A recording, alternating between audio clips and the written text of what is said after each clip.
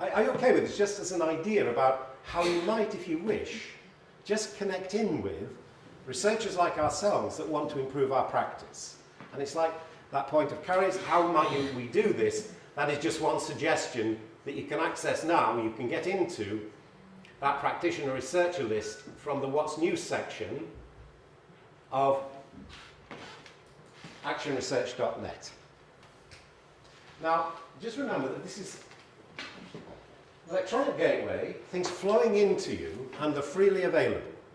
So all of those doctoral theses in that living theory section on the left here have all been made available by educators like ourselves, all of those there. I'll just mention these from master's students who, I'll just reduce the size a little so you might just be able to get a sense of the things that have been done.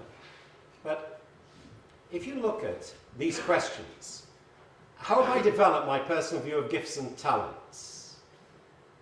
So these are all master's students.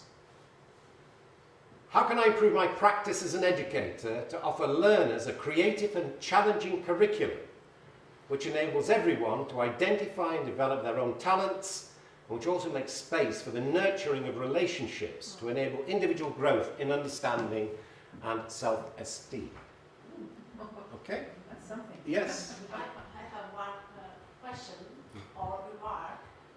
All these titles start with how. Yeah. I think that's very interesting. So, very differently from all dissertations or ancient titles, they on something, the Latin. You always ask your questions. That, again, I think that's it is a very important question, that.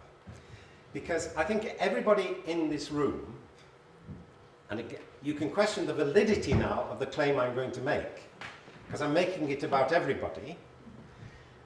When you're back in your professional practice, when you're doing what you do every day, that you'll be aware that you're not living some of your values as fully as you can. And it creates a bit of a tension because you want to improve things for the pupils or your students. So I'm claiming that everybody here has experienced that tension in a question, how do I improve what I'm doing? Now, you can question that now, if you just check the validity of what I'm claiming. Because this claim moved me into the university as I've been teaching 6 years in the East End of London, which is a very rough area. And I found myself every day asking that question. And in fact, I've got to do this better. How do I do this better? Because I really want to do the best I possibly can for my pupils. Now, that I and the how, I insisted should be brought into research questions. And at that time, I was studying philosophy of education. This was 4 years part-time study. I already had a degree in the physical sciences with a joint honours in chemistry and physics. I was a head of a science department, but I was studying for 4 years of those 6 at the University of London with philosophers of education who told me that educational theory was made up of philosophy, psychology, sociology, and history of education. Okay, so that was educational theory. And more than that, they said that my practical principles, the ones that I came from teaching in my classroom with my students, and I quote, were at best pragmatic maxims that had only a crude and superficial justification in practice that would be replaced in any rational theory with principles from the disciplines of education. Now, I began to get offended by that. That my practical principles, the values of love, justice, the passion I had for freedom, would be replaced by the principles from the philosophy, psychology, sociology, and history of education. Am I making sense here? That is still, as I go around the world, quite a dominating view of academics in universities. So I went to the University of Bath in 1973 to see if I could actually transform that view of educational theory. from that question, how do I improve my practice? So that is why you see that how can I work with the government's perspectives of gifted and talented and still remain true to my living values? Now, that is actually, as you're asking about, how do you retain your own sense of integrity? Yeah? That it was Joy Mounter, who's now a head teacher of a primary school. She was resisting our government, who said that the schools, and it wasn't exactly legislative, but it came over as a demand that the schools identify 10% of their children as gifted or talented. Joy said, look, this is offensive. All my children have got talents.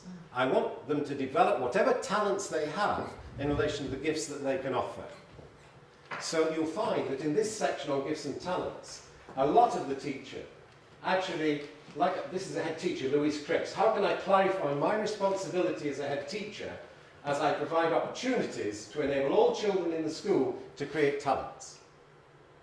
So they were resisting the government's demand of elitism to just identify, just imagine what the rest of the 90 must feel. You know, I'm not talented or gifted. So these teachers are saying, no, the how do I improve question actually is focusing on the values that I want to retain my integrity in believing and holding, and I'll inquire into that.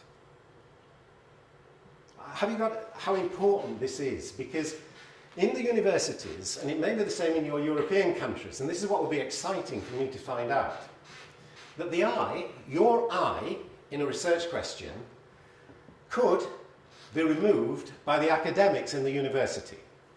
Yeah? 91, I was being paid, my university was paid for me to be a consultant at Kingston University to promote action research. Their research committee was made up of scientists and engineers. A head teacher put forward her doctoral proposal with I in the title. How do I improve my practice as a head teacher and enhance learning opportunities for my children? She was written to by the committee to say, we want you to remove the personal pronoun I from your inquiry. Now, doesn't that seem silly? How can you remove your I from your question, how do I improve my practice? But even 2 weeks ago, a professor at the British Education Research Association in the UK was saying, do you know, I've got this problem with one of the universities where I've been helping a student to get a doctoral proposal through, and this was a teacher, and the research committee are asking for the I to be removed. Now, that was only 2 weeks ago. So I'd be very interested, if you really believe that those are the kind of questions that you're asking and you wish to research, and I've got all those examples now about doctorates and masters being awarded for educators who are willing to study their own practice as they improve matters with their children, that all those examples are now there to show that it's been legitimated. But I'd be interested in your responses, you know, as you go into the universities and see, can you get your embodied knowledge as educators legitimated by the academy?